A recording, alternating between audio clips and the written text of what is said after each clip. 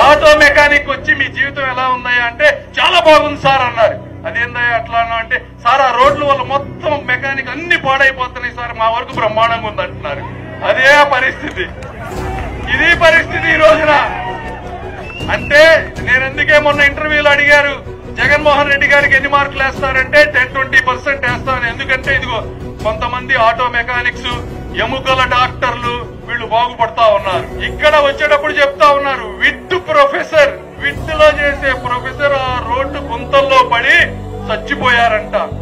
కులాల గురించి ఆలోచించే వాళ్ళకి ఒకటే చెప్తా ఉన్నా, రేపు నీ కొడుకో కూతురో నానో అమ్మో తాతో తల్లో ఎవరో ఒకళ్ళు అందులో పడి చచ్చిపోతే ఆ రోజు కూడా నువ్వు అడుగు ఈ కులం వాడు నాకు చేయలేదు అని. నీ కొడుకులు గాని కూతుర్లు గాని మత్తు బంధులకి లేదా గంజాయికి బానిస అయిన రోజు అప్పుడు అడుగు నువ్వు నా కులస్తుడు కాబట్టి నేనేశాను అని. ఏం గంజాయి కంట్రోల్ చేయలేవా? చంద్రబాబు నాయుడు గారిని అరెస్ట్ చేయడానికి ప్రతిపక్షంలో ఉన్న నాయకులకి కార్యకర్తల మీద కేసులు పెట్టడానికి అన్ని వ్యవస్థల్ని వాడతావు కానీ నీ మొహానికి గంజాయిని అరికట్టలేవా అని అడుగుతున్నా. అరికట్టలేవా?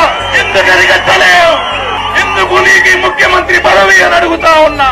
అడగండి, మీ కులం ఉన్న వాళ్ళందరూ పోయి అడగండి ఎందుకు అరికట్టలేరు. ఇలాంటి రాజకీయంలో ఉన్నాం మేము. ఈ రోజు ఎందుకు వచ్చామంటే ఈ రాష్ట్రంలో ఉన్న నిరుద్యోగం, ఈ రోడ్లు, ఈ అరాచకత్వాన్ని చూసి తట్టుకోలేక ఈ రోజు మేము వచ్చాం. అంతే తప్పించి మీ కష్టాన్ని గాని మీ చెమటని గాని తీసుకోవడానికి రాలేదు అని మీ అందరికీ తెలియజేసుకుంటూ, నేను కూడా ఒక అతి చిన్న రైతు కుటుంబం నుంచి కష్టాలని కన్నీళ్లని చూస్తూ అంచెలంచెలుగా ఎదిగి ప్రపంచంలో తెలుగు వాడికి కీర్తి తెచ్చినటువంటి ఒక వ్యక్తిని నేను.